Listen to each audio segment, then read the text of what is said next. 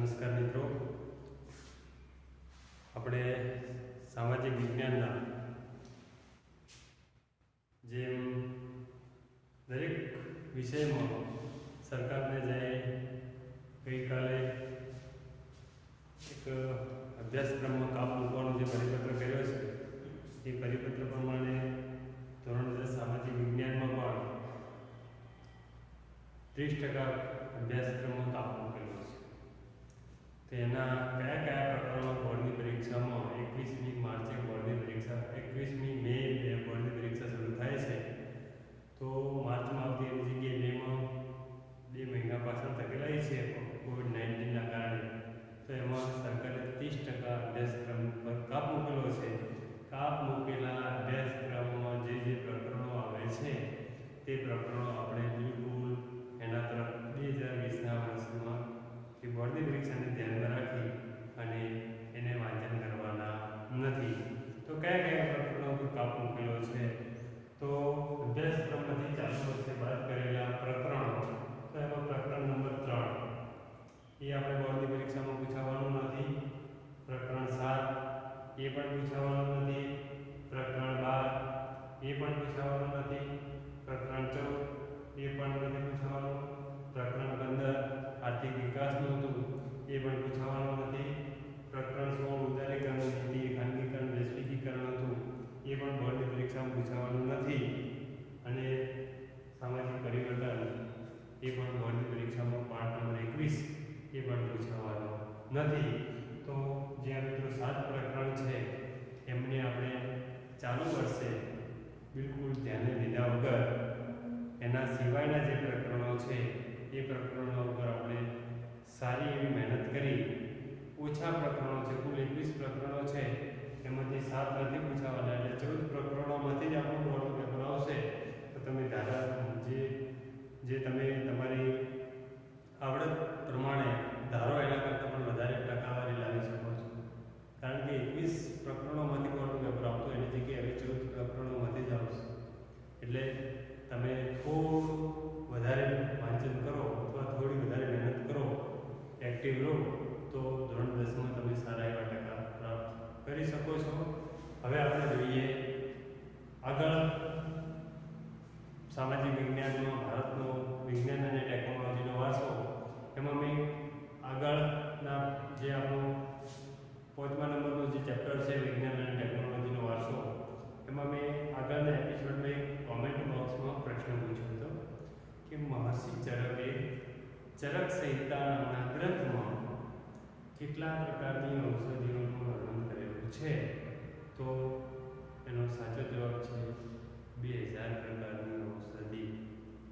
એનો સાચો જવાબ આપનાર વિદ્યાર્થી છે ચૌધરી જયેશભાઈ.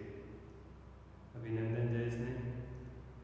આગળ હવે જોઈએ આપણે જેમ આપણે વિજ્ઞાન અને ટેકનોલોજીના વારસામાં વૈદિક શાસ્ત્ર, શૈલ્ય ચિકિત્સાઓ એના વિશે આગળ આપણે અભ્યાસ કરી ચૂક્યા છીએ. હવે જોઈએ ગણિત શાસ્ત્ર. ગણિત શાસ્ત્ર આપણે આવ્યા હતા. હવે ગણિત શાસ્ત્ર એક એવો વિષય છે જે વિશ્વને ભારતે ઘણી બધી મહત્વની શોધો આપેલી છે.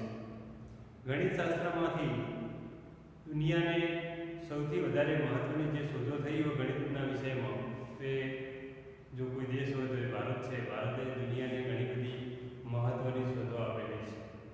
અને એ શોધો પૈકી એમાં કોઈ શૂન્યની શોધ હોય, દશાંશ પદ્ધતિ હોય, બીજગણિત હોય, પ્રમેય હોય, રેખાગણિત હોય કે વૈદિક ગણિત હોય, આ બધી શોધો વિશ્વને ભારતે આપેલી છે.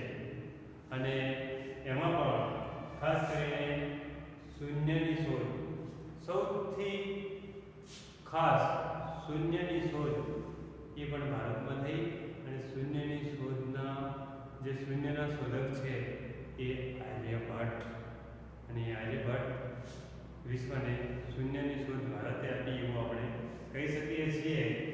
હવે કોઈ પણ આંકડો, હવે શૂન્યની શોધ થયા પછી કોઈ પણ આંકડાની પાછળ શૂન્ય લગાવી શકાય એવી પ્રક્રિયાના શોધક, એ પ્રક્રિયાના શોધક છે એક ગુસ્મત નામના જે ઋષિ છે એ ઋષિએ સૌપ્રથમ જે આંક લખેલો છે શૂન્યની શોધ થઈ એટલે શૂન્યની પાંચ જે કોઈ પણ આંક લખેલો છે દાખલા તરીકે એક લખેલો છે સર એક લખેલો છે એ એકની પાછળ શૂન્ય મૂકી અને એ સંખ્યા નિર્ધારિત કરી શકાય છે એવી સૌપ્રથમ શૂન્ય લખવાની પ્રક્રિયાના શોધક ગુસ્મત નામના ઋષિ હતા અને એમણે એવું પણ સાબિત કર્યું માત્ર એક સંખ્યાની પાછળ શૂન્ય લખાય એવું નહીં એમણે એવું પણ સાબિત કર્યું કે કોઈ પણ નિર્ધારિત કરેલી સંખ્યા છે એ સંખ્યાની પાછળ શૂન્ય 53 શૂન્ય લખી શકાય અને 53 સંખ્યા સુધી એ સંખ્યા નિર્ધારિત સંખ્યા બને એવું પણ એમણે સાબિત કર્યું અને એ ગુસ્મત નામના ઋષિ એ પણ એક આપણે ગૌરવ લઈ શકાય એવા ઋષિ કહી શકાય છે હવે માત્ર શૂન્યની શોધ થઈ આ ઋષિએ આવી સિદ્ધિ પ્રાપ્ત કરી એવું નહીં હડપ્પીય સંસ્કૃતિના સમયમાં પણ મોહેંજો-દડો ધોળાવીરા લોથલ જે પ્રાચીન મંદિરો હતા અને એમનું જે ખનન કામ ચાલુ હતું અને આજે પણ જે ખનન કામ કરે છે ખનન વિભાગ તો એમાંથી પણ ઘણા બધા પ્રાચીન સમયમાં પણ તોલ માપના પુરાવાઓ મળી આવ્યા છે અને એના આધારે પણ આપણે એવું કહી શકીએ કે ગણિતશાસ્ત્ર એ પ્રાચીન સમયમાં પણ અસ્તિત્વ ધરાવતું હતું તોલ માપ થાય એટલે એમાં ગણિત આવે 100 ગ્રામમાં 200 ગ્રામમાં કિલો હોય 5 કિલો હોય મણ હોય એ ગણિતનો એક વિષય છે અને એ સમયમાં પણ અસ્તિત્વ ધરાવતું હતું ગણિત એવું આપણે કહી શકીએ છીએ ઈસવીસન 1150 માં ભાસ્કરાચાર્ય નામના જે ગણિતશાસ્ત્રી થઈ ગયા એમણે લીલાવતી ગણિત અને બીજ ગણિત આ બે ગ્રંથો લખ્યા છે આ પ્રશ્ન પૂછાશે કે ભાસ્કરાચાર્ય રચિત નીચેનામાંથી કયો ગ્રંથ છે એવું પૂછાય તો ત્રણ બીજા પૂછાશે અને એક લીલાવતી ગણિત કે બીજ ગણિત બેમાંથી એક હશે તો આપણે આવડતું હોય કે ભાઈ ભાસ્કરાચાર્ય બે ગ્રંથ લખ્યા એક લીલાવતી ગણિત અને એક બીજ ગણિત તો આ બે ભાસ્કરાચાર્ય ઈસવીસન 1150 માં આ ગ્રંથોની રચના કરી છે એમાં પણ પછી જે ભાસ્કરાચાર્ય રચિત જે ગ્રંથો છે એ ગ્રંથોમાં પણ ગણિતની ઘણી બધી મહત્વની બાબતોનો સમાવેશ કરેલો છે એના પછી બ્રહ્મગુપ્ત નામના જે ગણિતશાસ્ત્રી થઈ ગયા એમણે સમીકરણોના પ્રકાર સમીકરણોની રચના કેવી રીતે કરવી એના વિશેનો અંદર અભ્યાસ કરેલો છે આર્યભટ્ટે જે ગ્રંથ લખ્યા છે એ એક આર્યભટ્ટીમ અને એક 10 ગીતિકા નામના ગ્રંથો લખ્યા છે આર્યભટ્ટે બે ગ્રંથો લખ્યા છે એક આર્યભટ્ટીયમ અને એક 10 ગીતિકા હવે આર્યભટ્ટીમ નામનો જે ગ્રંથ છે બરાબર ધ્યાન રાખજો આર્યભટ્ટ નામનો જે ગણિતશાસ્ત્રી થઈ ગયા એમણે આર્યભટ્ટીમ અને 10 ગીતિકા નામના બે ગ્રંથ લખ્યા અને એમાં જે આર્યભટ્ટીયમ નામનો જે ગ્રંથ છે એ ગ્રંથમાં કયા પાસાઓનો ઉલ્લેખ કરેલો છે તો પાઈની કિંમત કેટલી થાય 22 ભાગ્યા 7 એટલે 22 એટલે કે 3.14 નિર્ધારિત કરી 3.14 એ પાઈની કિંમત છે એવું આર્યભટ્ટીમ નામના જે ગ્રંથ છે એમાં એનો ઉલ્લેખ કરેલો છે કે ભાઈ પાઈની કિંમત એટલી નિર્ધારિત કરવી 22 એટલે 3.14 એ ગણિતમાં આપણે ભણી રહ્યા છીએ પછી ગોળાક છે એનો પરિઘ નક્કી કરવો એ પણ આર્યભટ્ટે સાબિત કરેલો છે પછી વ્યાસના ગુણોત્તરનો અચળાંક પાય છે કોઈ પણ અચળાંક નક્કી કરવા માટે પાયને લેવામાં આવે છે તો વ્યાસનો જે ગુણોત્તર છે કે ભાઈ આ 22 દાખલા તરીકે કોઈ વર્તુળ હોય એનો વ્યાસ હોય તો એ નક્કી કરવા માટે પણ પાયનો અચળાંક તરીકે ઉપયોગ કરવામાં આવે છે એ પણ આર્યભટ્ટીમ નામના ગ્રંથમાં ઉલ્લેખ કરેલો છે ભાગાકાર સરવાળા બાદબાકી ગુણાકાર વર્ગમૂળ ઘનમૂળ આ બધી બાબતોનો સમાવેશ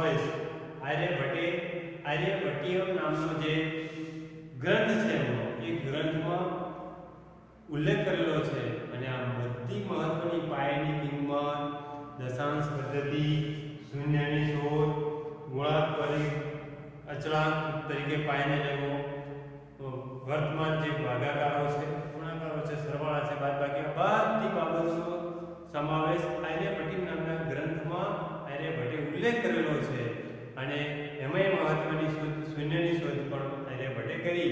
એવી મહત્વની શોધો કરવાથી આર્યભટ્ટને ગણિત શાસ્ત્રના પિતા તરીકે ઓળખવામાં આવે છે. મોસ્ટ આઈએમપી કારણ છે, ધ્યાન રાખજો. ગણિત શાસ્ત્રના પિતા તરીકે કોને ઓળખવામાં આવે છે? એક ગુણનો પ્રશ્ન પૂછાય તો આર્યભટ્ટ. કારણ પૂછાય કે ગણિત શાસ્ત્રના પિતા તરીકે આર્યભટ્ટને ઓળખવામાં આવે છે, સમજાવો અથવા કારણ આપો. આપણે ચોક્કસપણે આપી શકીએ છીએ કે આર્યભટ્ટે વિશ્વને શૂન્યની શોધ આપી છે, ભારતે વિશ્વને ભેટ ધરી છે. એના સિવાય પાયની કિંમત 3.14 નક્કી કરી છે. જે ગોળાર્ધ છે એ ગોળાર્ધનો પરિઘ નક્કી કરેલો છે, અચળાંક તરીકે પાયને લેવો, ગુણાકાર, બાદબાકી, ત્રિકોણમિતિ, પરિઘ, વ્યાસ, આ બધી બાબતોમાં આર્યભટ્ટનું મહત્વનું યોગદાન રહેલું છે. અને એના કારણે આર્યભટ્ટને ગણિત શાસ્ત્રના પિતા તરીકે ઓળખવામાં આવે છે એવું આપણે કહી શકીએ છીએ. એના સિવાય ગણિત શાસ્ત્રના તજજ્ઞોની વાત કરીએ તો બોધાયન, એમણે ત્રિકોણમિતિનો અભ્યાસ કરેલો છે ગણિત શાસ્ત્રમાં. પછી આપસ્તંભ નામના જે ગણિત શાસ્ત્રી થઈ ગયા, એમણે શુલ્વ સૂત્રો, જે અલગ અલગ સૂત્રો છે એનો પણ ગણિત શાસ્ત્રમાં અભ્યાસ કરેલો છે.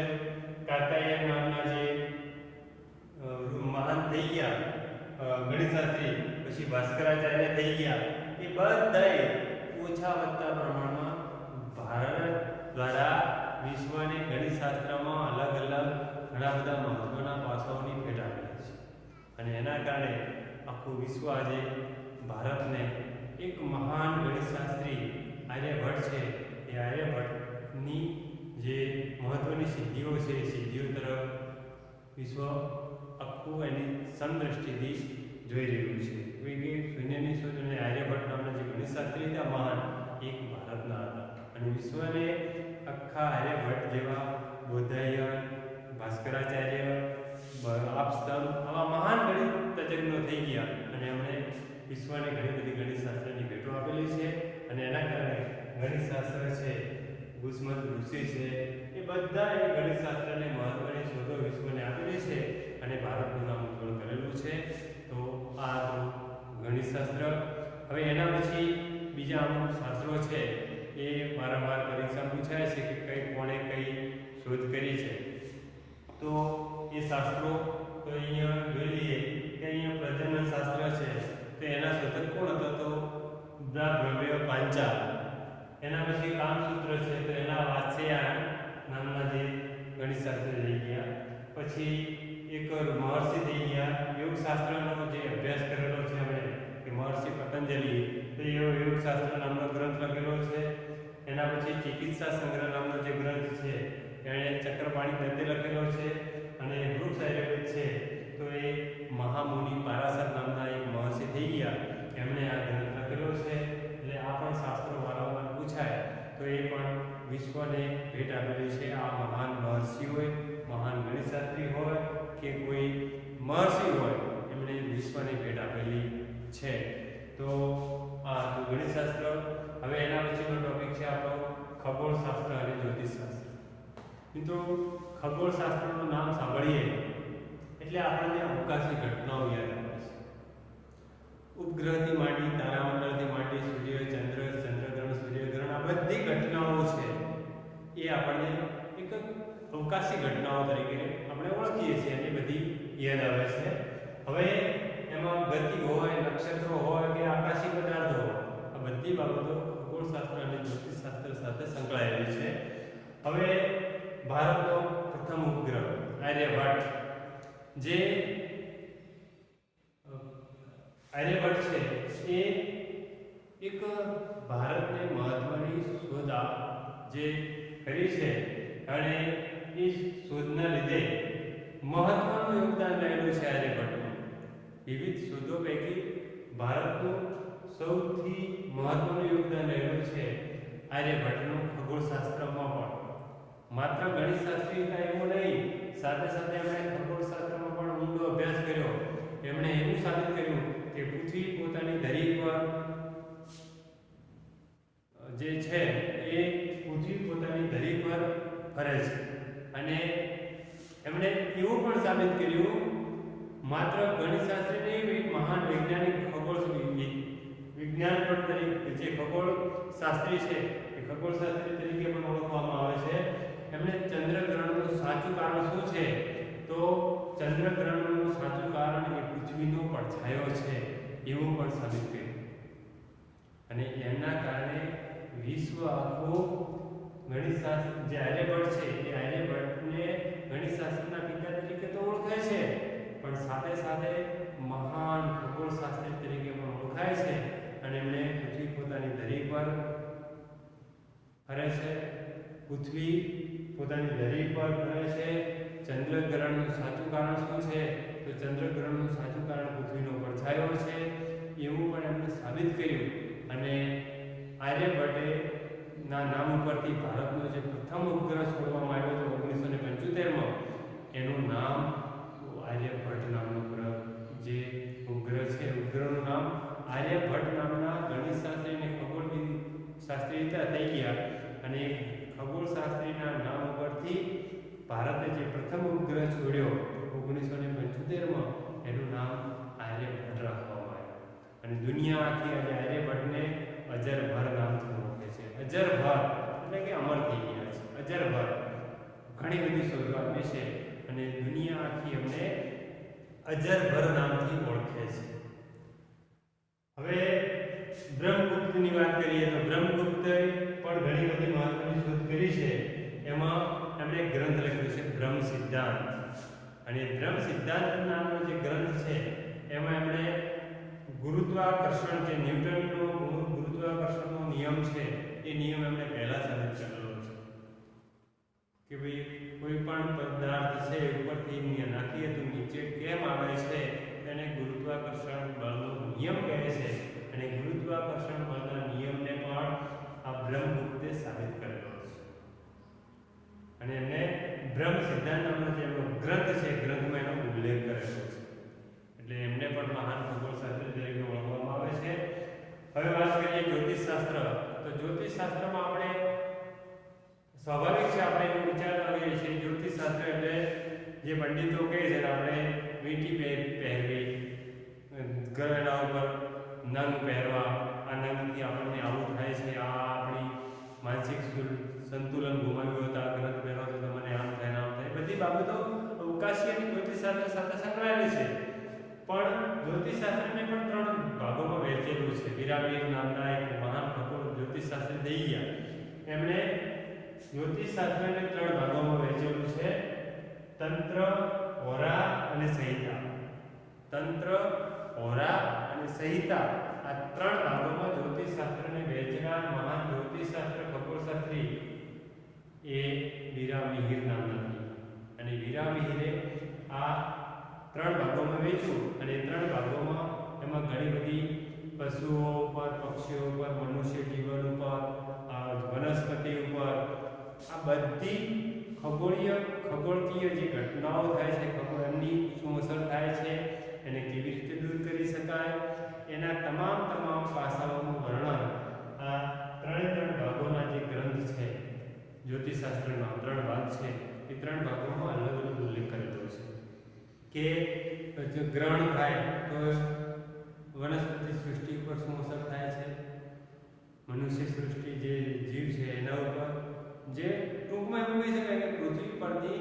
તમામ જીવ સૃષ્ટિઓ એ ખગોળકીય ઘટનામાં ફેરફાર થાય તો એમના ઉપર કેવી અસર થાય છે એ તમામ બાબતોનો ઝીણવટપૂર્વક અભ્યાસ આ જ્યોતિષશાસ્ત્ર નામના જે ગ્રંથ છે અને એ જ્યોતિષશાસ્ત્રમાં તંત્ર હોરા અને સંહિતા નામના 3 ભાગ છે 3 ભાગમાં એનો ઉલ્લેખ કરેલો છે હવે આગળ વાત કરીએ વાસ્તુશાસ્ત્ર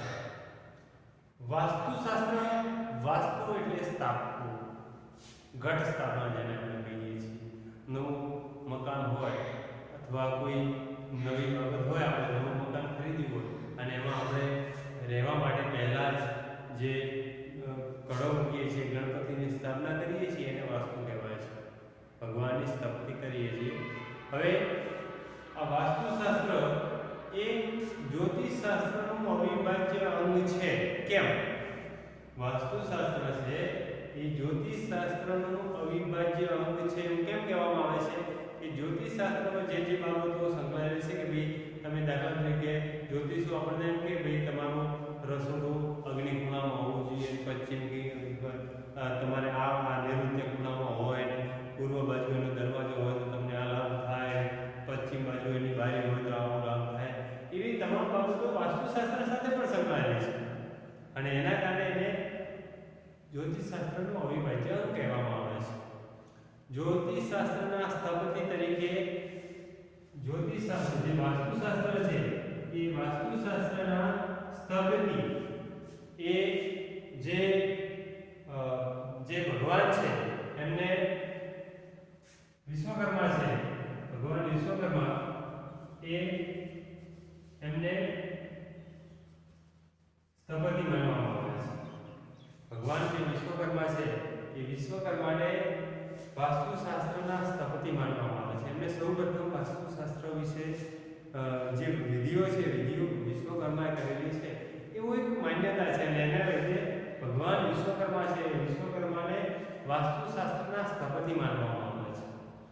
વાસ્તુશાસ્ત્રનો પુનરુદ્ધાર મેવાડના રાણા કુંભા નામના એક રાણા થઈ ગયા.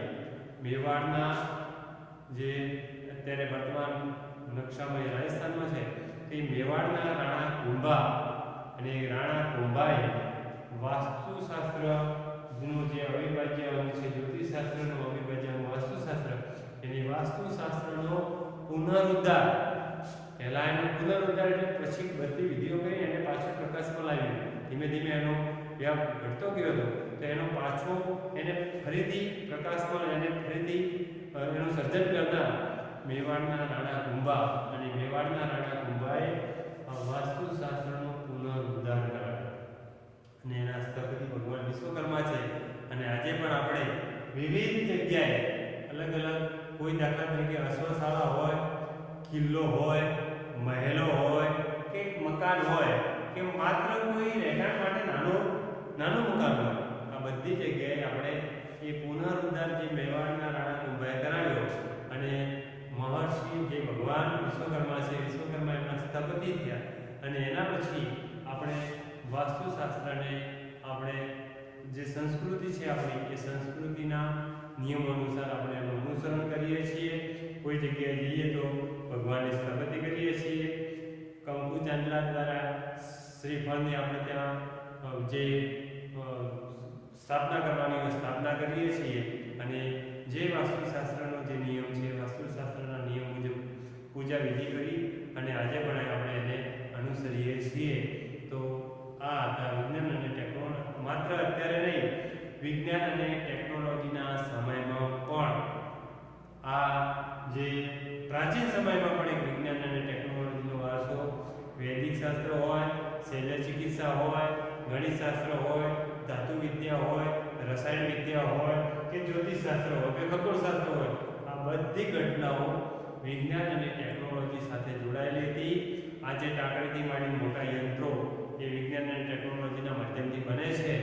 એનો જો મજબૂત પાયો એ પણ પ્રાચીન સમયનું જે વિજ્ઞાન અને ટેકનોલોજી હતું એના સાથે સંકળાયેલું છે એવું આપણે ચોક્કસપણે કહી શકીએ છીએ અને અહીંયા આપણું આ પ્રકરણ પૂરું કરીએ છીએ. હવે તમને કમેન્ટ બોક્સમાં જવાબ આપવા માટે એક પ્રશ્ન કહું છું. મેવાડના કયા રાણાએ વાસ્તુશાસ્ત્રનો પુનરુદ્ધાર કરાવ્યો? મેં હમણાં ચર્ચામાં એમનું નામ આપ્યું હતું, એનો જવાબ તમારે કમેન્ટ બોક્સમાં આપવો છે. પ્રશ્ન ફરીથી કહું છું, વાસ્તુશાસ્ત્રનો પુનરુદ્ધાર